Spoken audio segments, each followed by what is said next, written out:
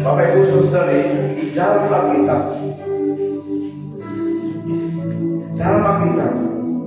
bagi kita yang percaya pada Tuhan Yesus Kristus, bagi kita yang percaya pada Tuhan Yesus Kristus dan mengenal firman-Nya, mengenal firman Tuhan, tidak ada keraguan dalam hati kita tentang siapa Yesus Kristus. Kita tahu Dia adalah Tuhan, kita percaya adalah Tuhan dan Allah semesta alam. Ketuhanannya, keperkasaannya, kita tahu Tuhan Yesus adalah Tuhan dan Allah, sumber kehidupan, baik di dunia ini dan di akhirat. Sumber kehidupan, Dia adalah satu-satunya Allah yang benar. Bagi kita yang percaya pada Yesus, diyakini oleh Roh Kudus dan disupport oleh firman Allah, bagi kita tidak ada keraguan siapa Yesus. Dia adalah Tuhan Allah semesta alam. Tanpa Dia, segala sesuatu yang di dalam ciptaan tidak ada wujud, tidak akan wujud. Dia yang menciptakan ciptaan, maka ciptaan ada oleh karena kehendaknya. So Yesus Kristus adalah Tuhan Allah semesta alam. Ketuhanannya, kedaulatannya, kemahakuasaannya, kewibawaannya, kuasanya, dan keberkasaannya dalam ciptaannya jelas dinyatakan dalam Alkitab juga. Selain daripada dalam ciptaannya, Yesus adalah Allah, adalah Tuhan semesta alam. Seluruh langit mengakui, Mazmur 19:1, seluruh langit mengakui kemuliaan Allah dan cakrawala menunjukkan ciptaannya. Langit menceritakan kemuliaan Allah dan cakrawala memberitakan pekerjaan tangan. Alam semesta, samudra raya, yang kelihatan yang tak kelihatan, semuanya wujud oleh karena kehendak Tuhan Allah Yesus. Yeremia 32 ayat 27 mengatakan, ini adalah suara Allah dalam Old Testament. Yesus Kristus berbicara sebagai Allah. Sesungguhnya Aku Tuhan, Allah semua manusia. Adakah sesuatu hal yang mustahil bagiku? Sesungguhnya Akulah Tuhan, Allah segala makhluk.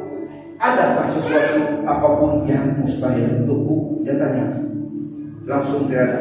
Segala sesuatu dimungkinkan dalam kehendaknya bagi Dia. Dan Yesus Kristus Allah itu, the one who said, I am the God of all flesh, dalam ayat tadi, also said, I am the Lord, and apart from me there is no Savior. Yesaya 43 ayat 11. Akulah Tuhan, tidak ada penyelamat selain Aku. Saya Yesus Kristus. Semua manusia memerlukan keselamatan yang hanya dimungkinkan melalui iman dalam Yesus Kristus. Perkasaannya, kemahakuasaannya, ketuhanannya. Apa yang manusia tidak melakukan untuk menyelamatkan dirinya, Allah melakukan. God by providing gracious entry into heaven through the gift of salvation. Anugerah keselamatan, pemberian Allah dalam Yesus Kristus. Karena tidak ada nama, tidak ada penyelamatan melalui sesiapa yang lain. Karena tiada nama lain di bawah langit ini diberikan dalam kalangan manusia yang dapat menyelamatkan kita. Kisah 14. There is no other name. God gave us the name of Jesus. Allah memberi kita Yesus Kristus, namanya. Keselamatan bagi jiwa kita di dalam Yesus Kristus. Dialah datang menjadi juru selamat, menjadi manusia, datang supaya menjadi juru selamat, menebus dosa manusia, bangkit menjadi juru selamat bagi orang percaya. Karena kematian tidak pernah mengangkat Dia. Dia cuma datang untuk karya penyelamatan, menebus dosa manusia. Karena Dia mengasihi saudara saya. Inilah Allah kita. So pada pagi hari ini saya ingin membawa kita sebagai orang percaya, tak semestinya, tak seharusnya kita meragui siapa Yesus, ketuhanannya, keilahiannya, sovereignty Tuhan. Dalam ciptaan kita lihat dan dengan mata kasat kita, dan dalam Alkitab memberi kita kehendak Allah menuju kepada Yesus. The logos word of God, Alkitab, when we ask, directing us to the living one, Yesus Kristus. Semuanya dari Genesis sampai kepada Revelation adalah tentang Allah, tentang Yesus, kasihnya pada manusia, bagaimana dia menyelamatkan kita.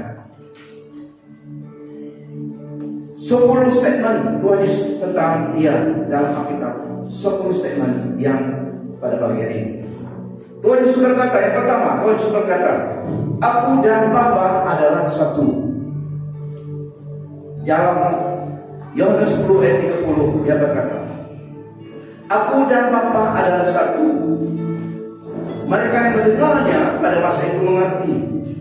Orang Yahudi, orang yang mendengarnya, waktu generasi mereka mengerti apa yang maksudkan Tuhan. Aku dan Bapa adalah satu.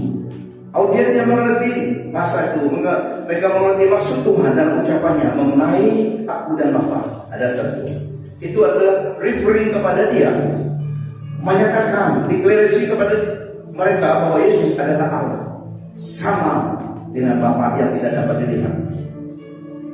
Pada masa itu dia menyatakan dirinya sebagai Yesus, dan dia katakan aku dan Bapa sama. Mereka mengerti, mereka sangat marah karena siapa yang berani mereka melihatnya sebagai manusia di kalangan mereka. Tapi dia memang manusia 100%, Allah 100%. Di dalam karya penyelamatan manusia menebus manusia di dunia ini. Dia datang, Allah datang dari Yesus Kristus. Jadi mereka sangat marah dan kata bahwa dia telah memuja Allah. Mereka tidak dapat menanggap Allah di dalam dia. Dialah Allah yang pencipta mereka itu. Pada masa itu mereka tidak mengerti.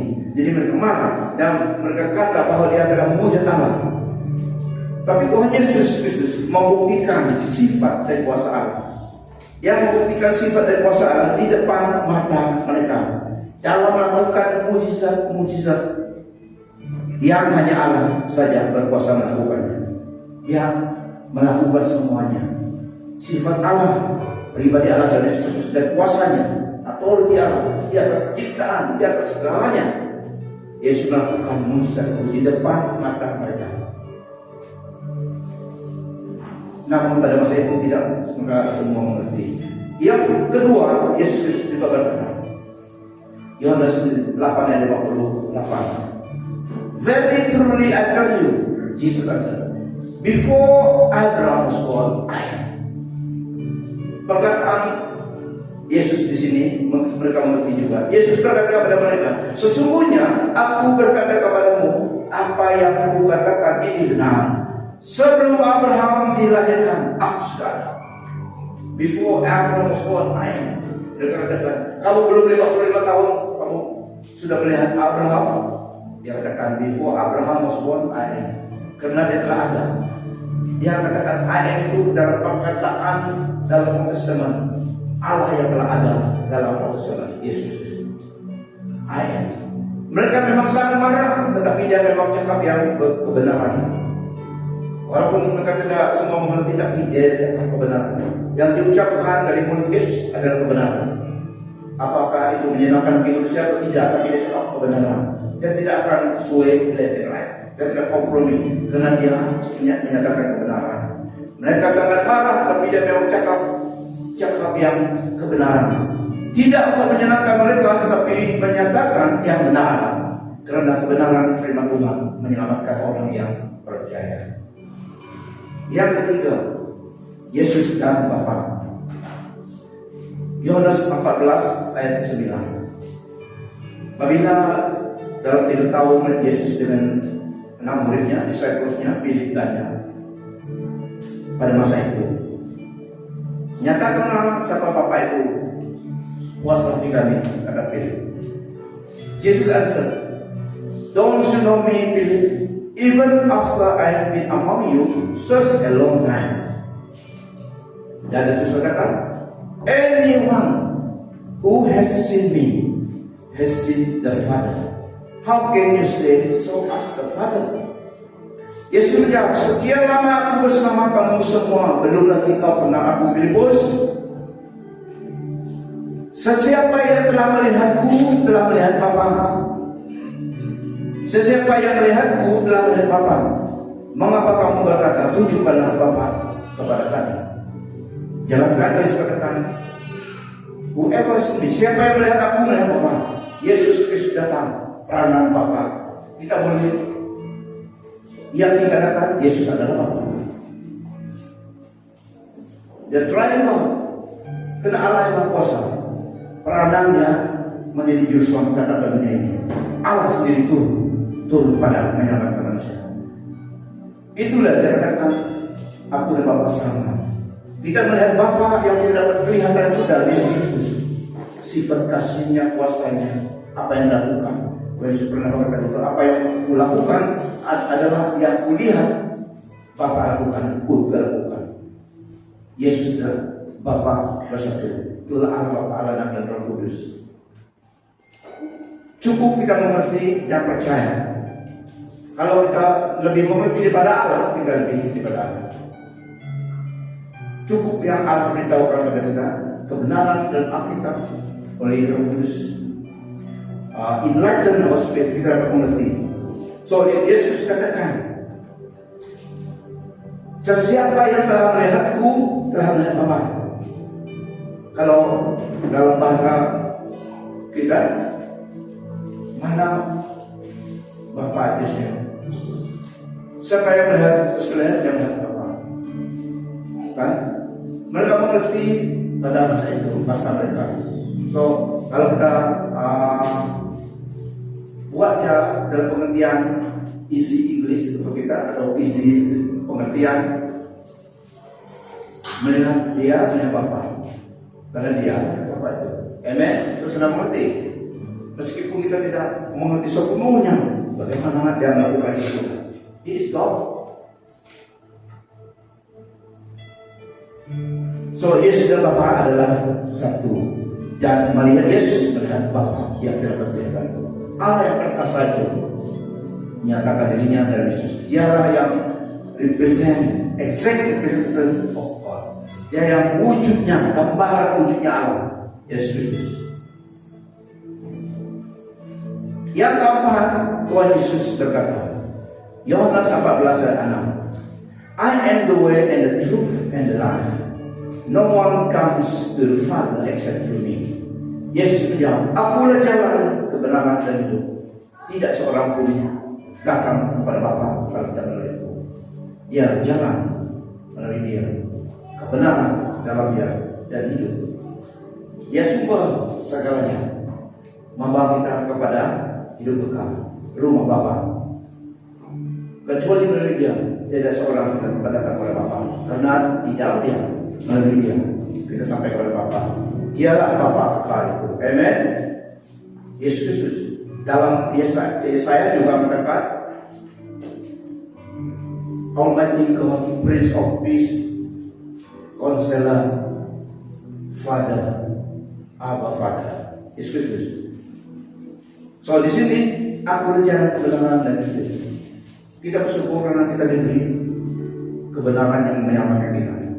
Di dalam ajaran-ajaran sedunia, di dalam dunia tidak ada yang seperti Tuhan Yesus, ajaran yang menyelamatkan, yang berkuasa menyelamatkan. Di dunia ini dan juga di akhirat.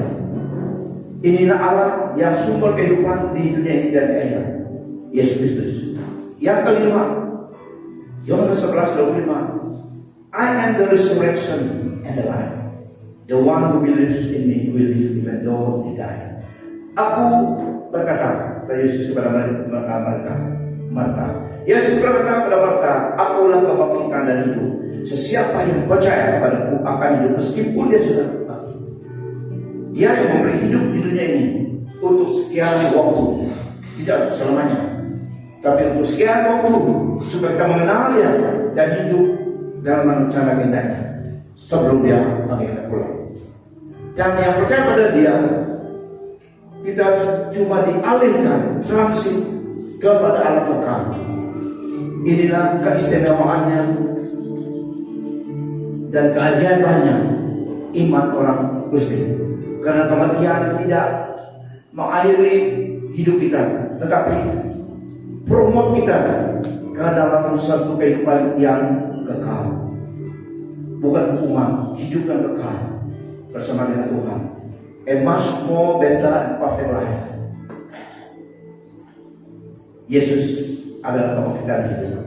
Yang keenam, the true God and eternal life. Yohanes 5 ayat 20. Yang 1 Yohanes 5 ayat 20. 1 Yohanes 5 ayat 20. Kita tahu bahwa anak Allah telah datang dan memberi kita pengertian supaya kita mengenal Dia yang benar. Kita ada di dalam Dia yang benar, bahkan di dalam anaknya, Yesus Kristus. Inilah Allah yang benar dan hidup yang kekal. Lebih jelas lagi, inilah Tuhan Allah kita. Allah yang benar dan hidup kekal, Yesus Kristus, the true God and eternal life. Anak-anakku, jauhilah diri sebelumnya ayat 1. Ayat 20 tadi, Yesus adalah inilah Allah yang benar dan hidup yang kekal. This is God, that is true God and eternal life. Referring kepada Tuhan Yesus. Ayat 21, anak-anakku, jauhkanlah dirimu daripada berhala. Berhala maksudnya bukan orang yang menyembah Allah di tempel, tidak. Berhala adalah sesuatu yang engkau utamakan dalam hatimu, dalam hidupmu, lebih dari yang lain selain dari Tuhan. So anything that we worship yang kita sangat dekat di hati kita daripada Tuhan, itulah menjadi berhala. Yang seharusnya Tuhan lah yang mengambil tempat terutama dalam hati kita. So berhala maksudnya bukan patung-patung kayu itu, tidak. Itu juga berhala lah. Okay. Berhala adalah sesuatu yang kita seperti kita worship sangat tinggi. Mungkin manusia, mungkin sesiapa, mungkin apapun dalam creation. Selain daripada Allah, Tuhan. Jadi itu menjadi berhala. Mungkin kita menjadi berhala diri kita. Salah juga, amin. Dan apapun yang menjadi berhala maksudnya something that we worship, that we adore more than God. Hati kita memang terletak di situ. So dia yang keenam tadi, the true God and eternal life, Yesus Kristus. Yang selanjutnya yang 7, Yohanes 8 ayat 12. Tuhan Yesus katakan, when Jesus spoke again to the people, he said, I am the light of the world. Whoever follows me will never walk in darkness, but will have the light of life. Yohanes 8 12. Yesus berkata lagi kepada mereka, akulah cahaya dunia. Orang yang mengikutku tidak akan berjalan dalam kegelapan, tetapi akan mempunyai cahaya hidup. Mereka mengerti bahasa itu. Cahaya adalah juga memberi pengertian kehidupan dan kebenaran. Kita berjalan dalam terang kebenaran dan juga dalam kehidupan. Yesus adalah terang dan kebenaran itu. Dia adalah sumbernya. Kehidupan, cahaya ada, maksudnya ada kehidupan. Kalau kegelapan itu maksudnya tidak ada harapan, tidak ada hidup. Tapi Yesus adalah cahaya. Di dalam Dia akan memiliki hidup itu, dan di dalam Dia akan memiliki terang cahaya itu, hidup itu, dan juga kebenaran dalam hidup ini dan akhirat. Ini adalah Yesus Kristus. Dia menggunakan bahasa-bahasa yang supaya memberi pengertian dengan mereka, audien dia, supaya mereka beriman kepada Dia dan diselamatkan. Karena Dia datang demonstrate who God is.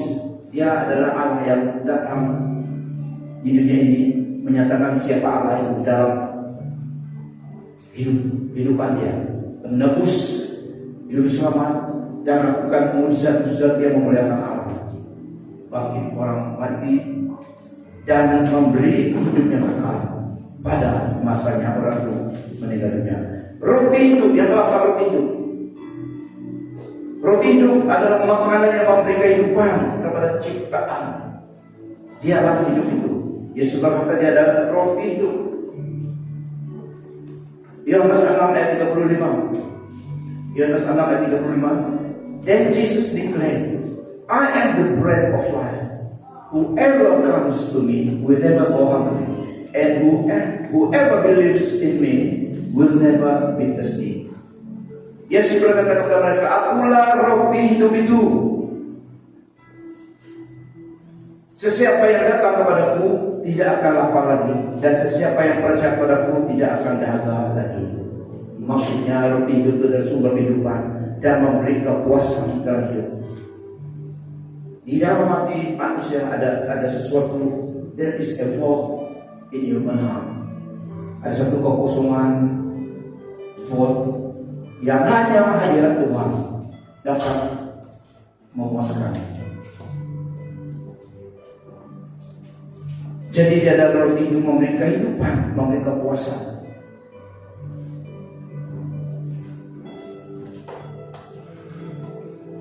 Waktu dia mengucapkan itu, mereka mengerti, audiensnya mengerti pada masa KPT itu. Karena mereka mengharap mana dan roti di surga itu. Yesus katakan, dia yang sumber mana yang turun dari surga itu. Dan dia akan datang, akulah roti itu. Mereka makan mana itu, mati juga. Mereka makan roti hidup ini, dia tidak mati-mati, akan hidup selamanya, hidup kekal. So itu dari kata I am the bread of life. Mereka mengerti. Your forefathers ate manna in the desert and died.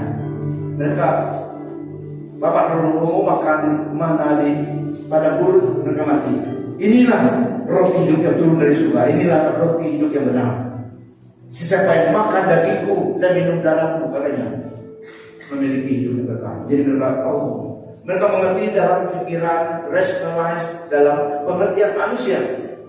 This is the teaching.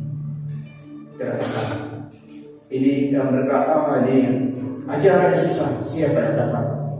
Jadi banyaknya meninggal tiap set. Tapi dikatakan udah, bagaimana kamu tidak mau pergi juga? Mereka katakan, you are the Christ. Tuhum sawiko. Siapa kami lagi pergi? Kalau Tuhan yang beri. Jadi dia katakan kebenaran. Yang dia katakan adalah pengertian rohani. Dia memang Allah yang memberi makanan jasmani kepada manusia, kepada makhluk dunia ini. Tapi dia juga Allah yang memberi lebih daripada itu. Hidupnya apabila memberi menjadi penebus kita. Setelah selesai karya penyelamatan penebusnya, dan siapa yang percaya pada dia menerima hidup kekal itu. Inilah pengertian yang sebenarnya kata roti itu lebih daripada roti yang sustain kehidupan dunia ini. Ini dalam Yohanes 6 ayat 35.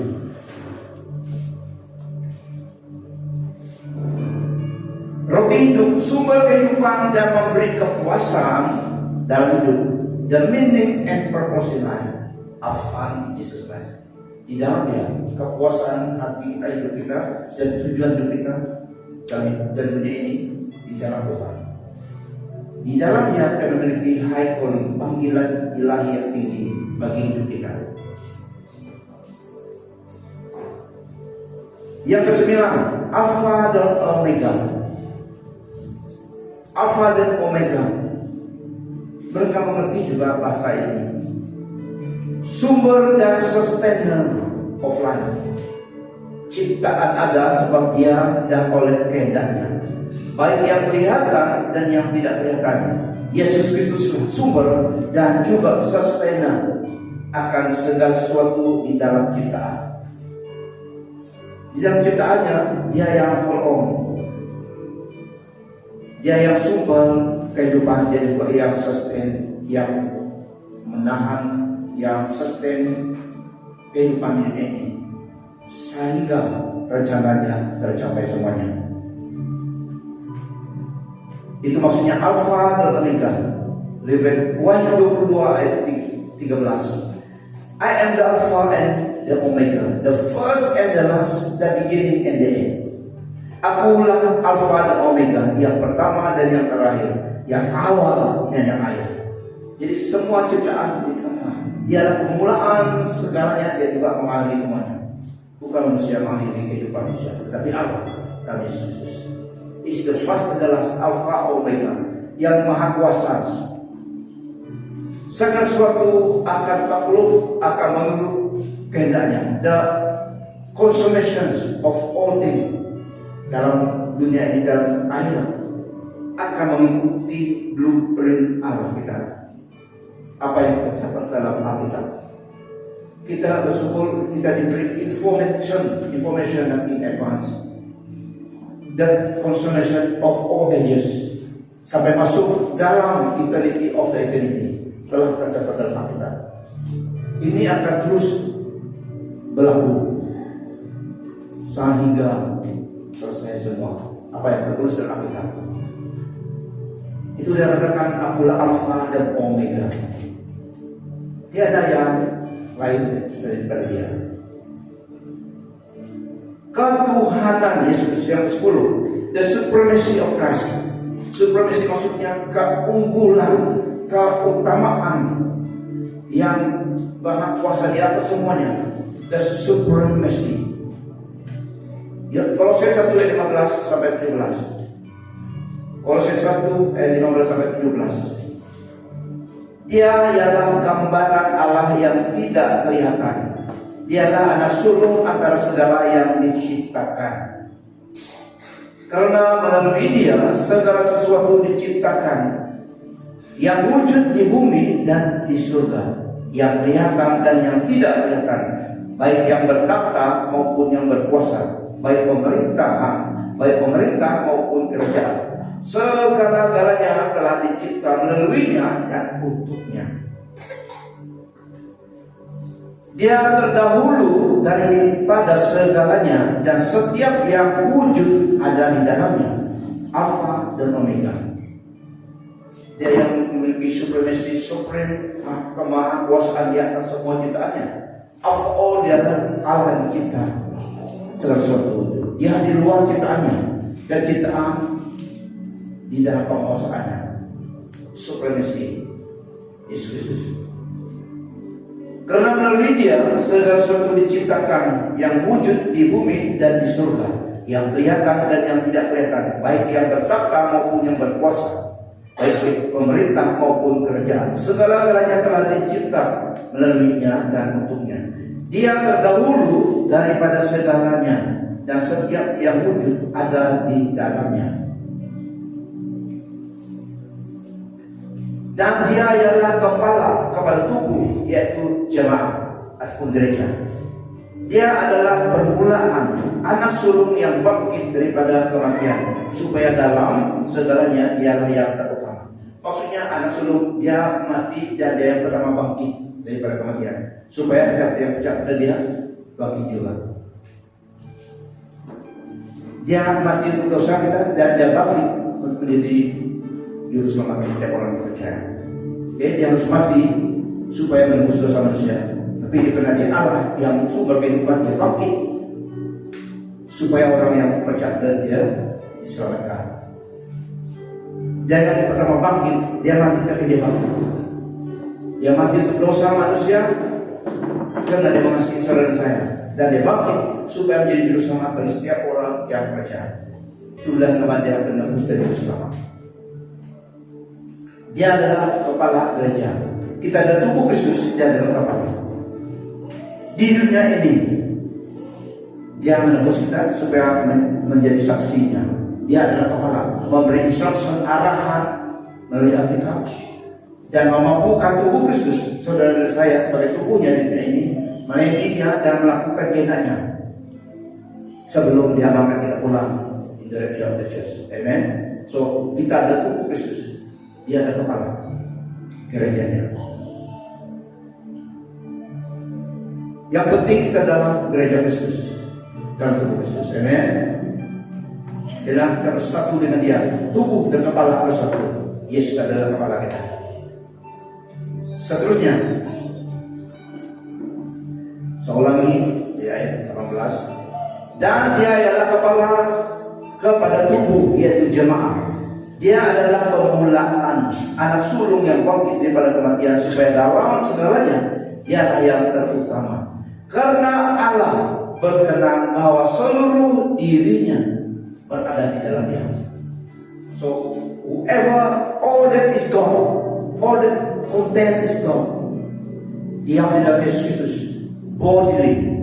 Dia yang membawa hadirat Tuhan. Dia yang Allah itu, Father, Holy Spirit dalam Dia.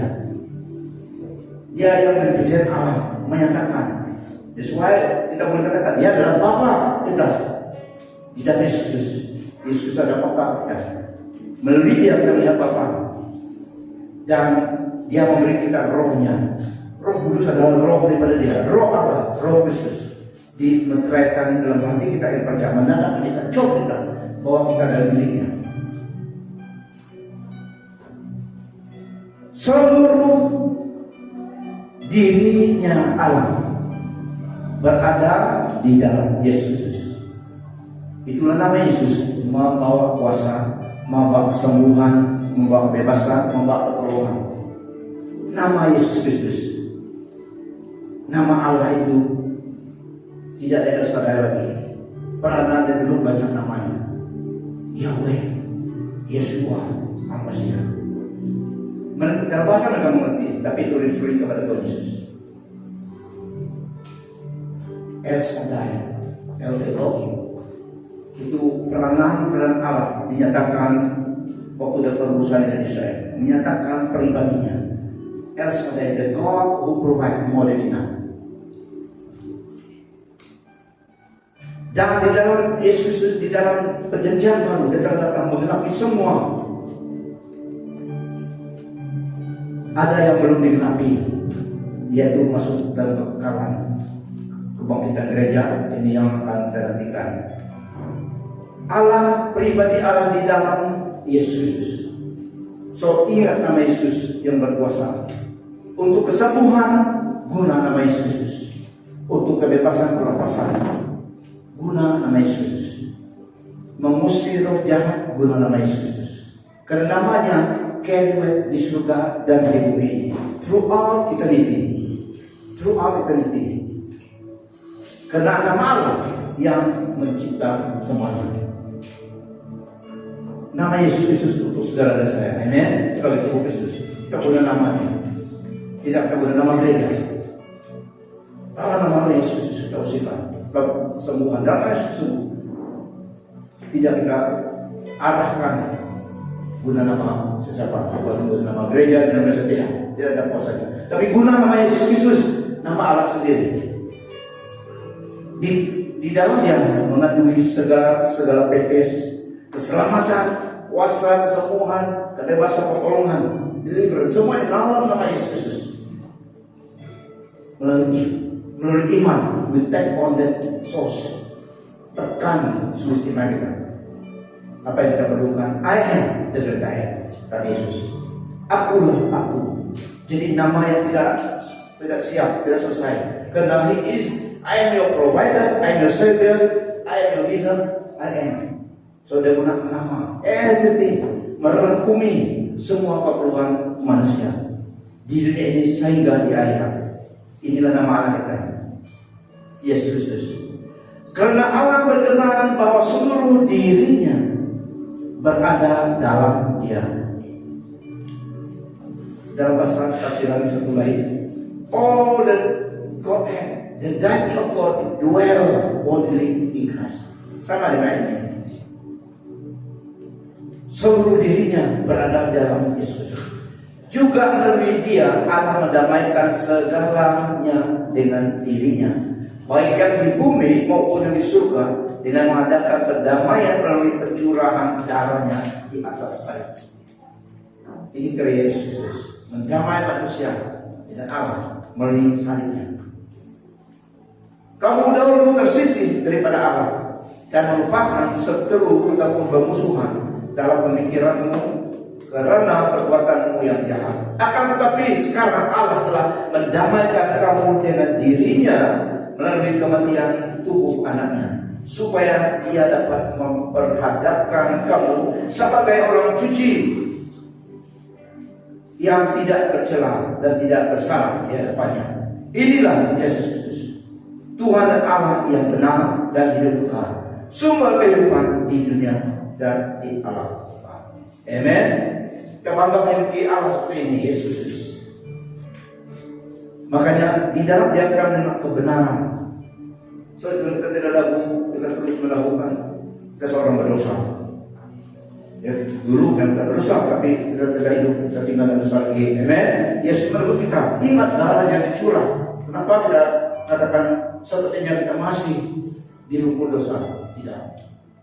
Yesus telah mengalihkan kita, memindahkan kita daripada kerajaan kegelapan kepada terangnya yang ajaib.